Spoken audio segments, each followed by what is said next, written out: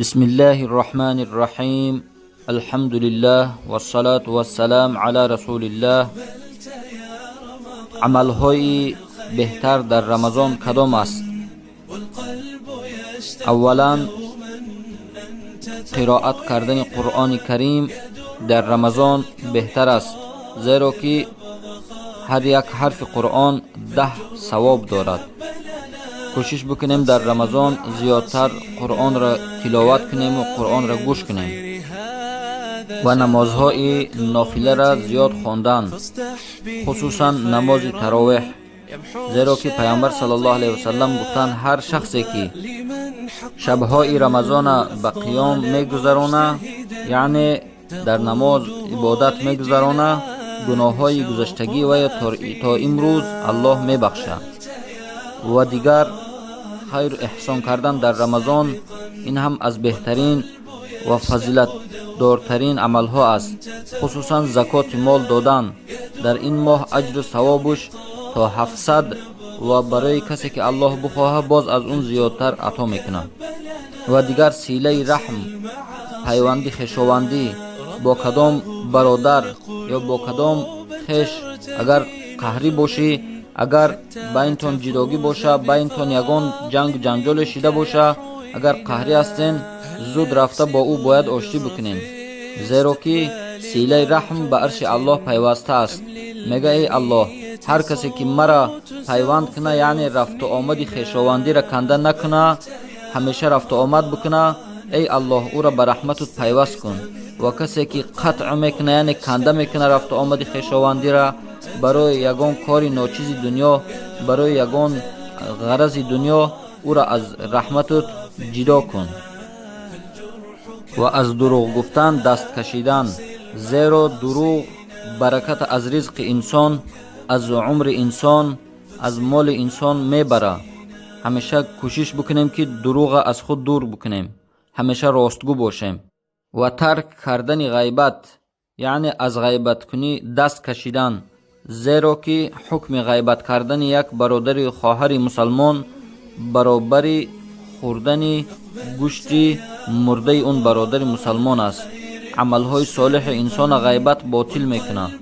کوشش بکنیم که چی در رمضان و چی در غیر رمضان از غیبت کردن دست بکشیم. و دیگر سخنچینی کردن، نمیمه، سخن یک کس نفر به یک نفر دیگر برده رساندن، که این هم در نزد الله یکی از بزرگترین گناه ها حساب میشه. انسانی که یک سخن یک نفر به یک نفر دیگر برده میرسانه، اون در نزد الله برای این کارش جوابگری داره. در حدیث آمده است که میگه ان نمام لا يدخل الجنه، سخنچین داخل جنت نمی شود. میانی دو کس جنگ چو آتش است، سخنچین بدبخت و هیزم کش است. میان دو کس آتش افروختن، نه عقل است و خود در میان سوختن. و دیگر تماشا کردن فیلم های فحش و فساد در رمضان، یا گوش کردن موسیقی های حرام در رمضان، که این ثواب روزه انسان باطل میکنه، که انسان موافق حدیث بغیر از گرسنه ماندن و تشنه ماندن دیگر هیچ ثواب حاصل نمیکند. و دیگر خدمت پدر و مادر در رمضان زیاد کردن، دعای اونها را گرفتن، هر چیزی که دلشان میکشه، هر چیزی که میخواهند به قدر استطاعت پیدا کرده برای اونها از خوردنی آوردن. و دیگر ذکر و تسبیح و استغفار بسیار گفتن. وقتی که انسان استغفار یعنی طلب بخشش گناه ها میکنه از الله، استغفر الله العظیم، استغفر الله و اتوب الیه، زیاد میگه، رزق انسان زیاد میشه، برکت در رزق انسان، در عمر انسان زیاد میشه.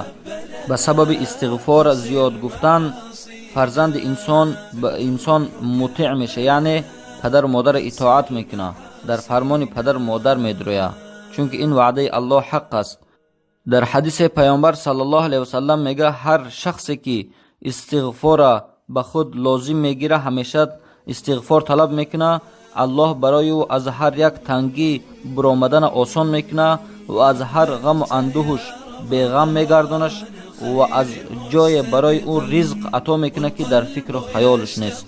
الله در این رمضان بزرگ توفیق عبادت و عملهای صالح زیاد انجام دادن به هر یک ما و شما نصیب روزی گردانده بود و همه مسلمانان را در حفظ امان خودش نگه بدارد. ماه رمضان به حق رساند همه را، از شربت مغفرت چشاند همه را.